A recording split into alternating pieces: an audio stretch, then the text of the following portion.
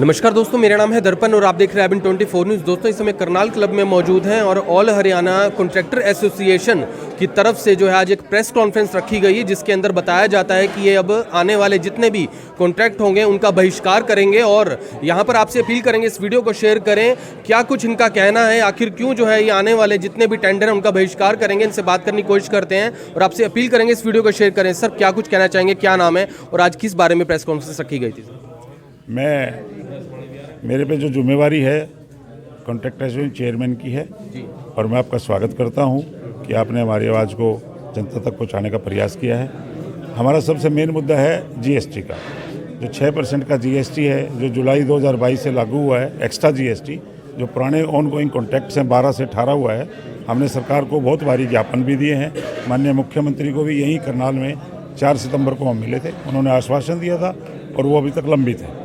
एक तो उसकी डिमांड है कि भी वो जल्दी तुरंत प्रभाव से सभी कॉन्ट्रैक्टर्स को रीएम्बर्स किया जाए 6% on account of increase GST from 12 to 18। और अगला मुद्दा हमारा है कुछ हमारी जो टेंडरिंग प्रोसेस है, अलॉटमेंट प्रोसेस है और जो ऑनगोइंग जो हमारे काम हैं उन पे नीतियां बदली जा रही हैं जो हमारे पीडब्ल्यूडी कोड के अनुरूप नहीं है, हमारे इंजीनियर्स की पावर के अनुरूप नहीं है।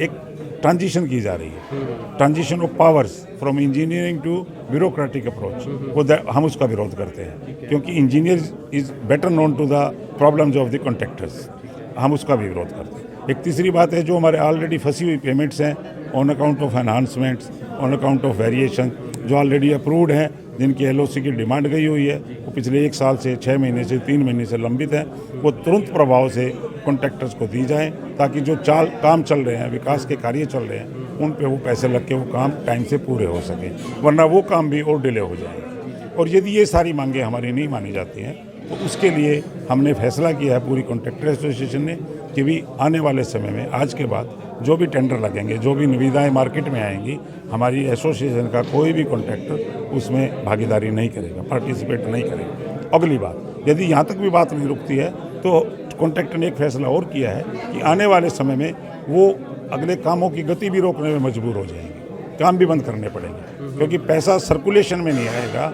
और अच्छे रेट्स पे काम नहीं मिलेंगे। तो हम इन सारी नीतियों का विरोध करते हैं और आपसे भी कामना करते हैं कि आप हमारी आवाज़ को गवर्नमेंट तक पहुंचाएं और आम जन तक पहुंचाएं क्योंकि कॉन्ट्रैक्टर बड़ी पीड़ित एक वो है, व्यवसाय बन गया है। सर क्या मौजूदा समय से ही आपने बहिष्कार जो है कर दिया है या अभी फिलहाल कोई समय सीमा तय की गई किसके बाद?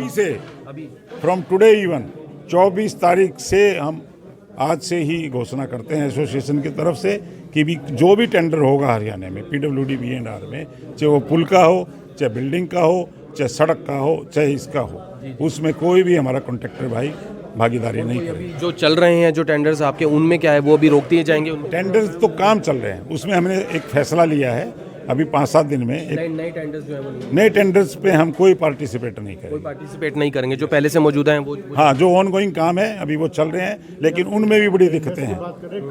हाँ, तो अभी फिलहाल जो है बता रहे हैं आपने पेमेंट्स भी आपकी जो है वो रोकी गई हैं, उनका क्या कारण है? उनका कारण ये है कि वो लिमिट्स के चक्कर में फंसा दी गई, ये इसकी पावर में नहीं है, वो उसकी पावर में नहीं है। एक वो टू एंड फ्रो का गेम खेला जा रहा है, बाल कभी उसकी कोर्ट में कभी उसकी कोर्ट में। जो सबकी पावर्स थी फाइनेंस उसके अनुरूप भी जो काम हमारे सैंक्शन हो चुके हैं, जिनकी एनहांसमेंट अप्रूव हो चुकी हैं, वो पेमेंट भी जारी नहीं। हमें नहीं पता सरकार के पास पैसा है, दिक्कत है, कोई फंड्स की दिक्कत है, क्या दिक्कत है, लेकिन कॉन्ट्रैक्टर्स को ठीक से उनके साथ व्यवहार नहीं किया जा रहा है। वो बड़े परेशान हैं और हम ये चाहते हैं ये परेशानी जल्दी से जल्दी उनको मुक्ति दिलाई जाए। यहाँ पर बात करने की कोशिश करेंगे जो इनकी एसोसिएशन के जो प्रेसिडेंट हैं। सर क्या कुछ कहेंगे, जैसे जिस तरीके से बहिष्कार आप कर रहे हैं और बता रहे हैं कि पेमेंट्स भी रुकी हुई हैं, कोई काम की गुणवत्ता है, ऐसा कोई कारण जो पेमेंट्स रुकी हुई हैं? कोई गुणवत्ता का कोई इसमें मामला नहीं है क्योंकि शिकायतें तो बहुत हैं हर जगह पर, कहीं ना कहीं जो है ख़राब क्वालिटी का जो है देखा जाए सीमेंट लगता है या ख़राब क्वालिटी की जो है सड़क बनती है, तो ऐसी चीज़ें जो हैं ये बहुत बार बार लगातार सामने आ रही हैं। सड़कें तो लगभग टूटी पड़ी हैं और बार बार उन पर जो है वो उन्हें रिपेयर किया जाता है, तो क्या ये क्या कारण है? क्योंकि फिलहाल अभी पीछे भी 1-2 कॉन्ट्रैक्टर्स के पेमेंट रोके गए थे, तो क्या कुछ ऐसा है उसमें पेमेंट का कोई उसका मुद्दा नहीं है, क्वालिटी है, क्वालिटी सभी जगह अच्छी चल रही है।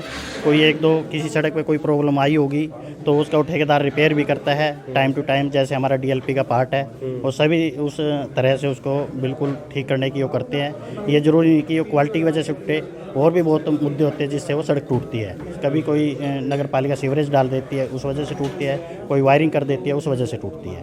ये ज़रूरी नहीं है कि वो क्वालिटी की वजह से। सर एक चीज़ और जानना चाहेंगे, सड़कें कहीं कई जगहों पर लगातार पूरे करनाल शहर की ही खराब है। अगर हम सिर्फ सड़कों का मुद्दा ले लेते हैं और कहीं ना कहीं चलिए आपका भी मुद्दा है, तो आखिर वो सड़कें फिर ख़राब बनती क्यों हैं? वो किसके ऑन पे है? क्योंकि कॉन्ट्रैक्ट आपके पास आता है, आगे आपके हाथ से जाता है, तो फिर ये क्वालिटी आखिर ख़राब करने का आदेश कहाँ से आ रहा है? ये सर क्वालिटी आदेश करने का कोई आदेश नहीं है, कोई भी ख़राब करने का कोई आदेश नहीं है। इसमें क्वालिटी सारी जगह बढ़िया चल रही है। कई बार जो जैसे पब्लिक है वो हमारे B&R के टेंडर ना हो, शायद पंचायती राज के हों, नगर निगम के हो, क्योंकि बहुत सारे विभाग है जो इंजीनियरिंग का काम कर रहे हैं। B&R की जो क्वालिटी है वो शुरू से और आज तक बिल्कुल बढ़िया काम करता है B&R। और हमारा जो 4 साल 3 साल DLP पार्ट है, अगर कहीं कोई दिक्कत आती भी है वो क्वालिटी की वजह से दिक्कत नहीं आती। और कई बार कई सीवरेज वाले खड्डा खोद जाते हैं, कई बार कोई पानी की वजह से पानी लॉगिन हो जाता है, उसकी वजह से टूट जाती है। अदरवाइज सड़कें हमारी सारी दुरुस्त पड़ी है। आप 4-4 साल पुरानी सड़कें देखो, आप RUB है जो नहर के पास से सड़क बनी है, 4 साल पुरानी है, एक भी पैच नहीं है। आप ये घंटाघर चौक से देखो, NDRI वाली देखो, सारी ठीक पड़ी है सड़कें। जो मौजूदा समय से जो है आप नया कॉन्ट्रैक्ट कोई नहीं लेंगे, पहले के जो है वो जारी रहे? सर हमारा जो मेन मुद्दा GST वाला मुद्दा है वो पिछले 6 महीने GST का मुद्दा है। GST का मुद्दा पिछले 6 महीने से पहले से और अब में कितना फ़र्क इन्होंने डाला है GST? 6% का उसमें फ़र्क आया हुआ है। पहले 12% में था वो स्लैब में, अब 18% में आ गया है। अब 18%। 18% में आ गया वो। और 6% का जो मुद्दा है वो बहुत ज़्यादा बड़ा मुद्दा है। इतना हमारा जो कॉन्ट्रैक्टर प्रॉफिट है वो भी नहीं है, तो वो सारा वो हमारी जेब से लग रहा है। और 4 तारीख को CM ने 4 सितंबर में CM ने हमें पूरा आश्वासन दिया था कि ये आपको वैन नहीं करना पड़ेगा। उसके बाद भी हम मान लो EIC से, कंसर्न ACS से, ACS फाइनेंस से, डिप्टी CM से, जो TWM हमारे सबसे मिले, उसके बारे में अभी तक कोई वो नहीं है। उसी की एवज में आज हमें जो इतना बड़ा स्टेप उठाना पड़ा टेंडर बंद का और काम बंद का। ये हमारा स्टेप मेन मुद्दा GST पे है।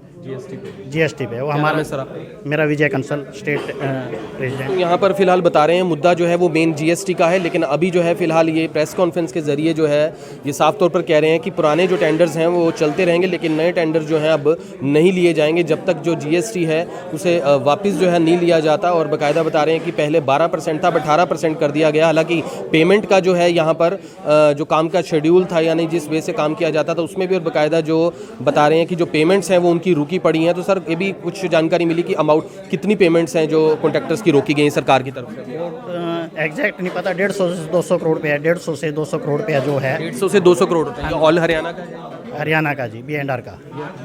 हाँ जी, B&R हरियाणा का। उसके बारे में मुख्यमंत्री जी को कोई आपने ज्ञापन दिया हो या उनसे पहले बात हुई हो? बहुत बार हम CM साहब को, डिप्टी CM साहब को, अपने कंसर्न डिपार्टमेंट को ज्ञापन दे चुके हैं। वो वेरिएशन अनाउंसमेंट हो चुकी हैं, वो कागजों में कंप्लीट है, उसमें कोई क्वालिटी का मुद्दा नहीं है। वो सिर्फ नीतियों के कारण, गवर्नमेंट की नीतियों के कारण नई नई चेंज होती रहती है, इसलिए वो रुकी हुई हैं। और पीछे सरकार से एक मैसेज भी आया था भी शायद जल्द होएं, लेकिन एक दिन न हो गया उस बात को भी। कोई मिनट्स ऑफ मीटिंग जारी होने थे, वो भी नहीं हुए। आपसे अपील करेंगे इस वीडियो को आप ज़्यादा से ज़्यादा शेयर ज़रूर करें, तो देखते हैं कि आखिर जो कॉन्ट्रैक्टर्स हैं उनको उनका अमाउंट वापस मिलता है या नहीं। 200 करोड़ के आसपास की अमाउंट बता रहे हैं, और साथ में बता रहे हैं कि जो अब से नए कॉन्ट्रैक्ट जो है वो हरियाणा के अंदर नहीं लिए जाएंगे। तो आपसे प्लीज़ वीडियो को शेयर करें, फिर जुड़ेंगे 24 के ऊपर, तब तक लीजिए। अब यहाँ तक आ ही गए हैं तो हमारे चैनल को सब्सक्राइब जरूर करें और नीचे दिए गए बेल आइकन को जरूर दबाएं, ताकि हर खबर सबसे पहले पहुंचे आप तक।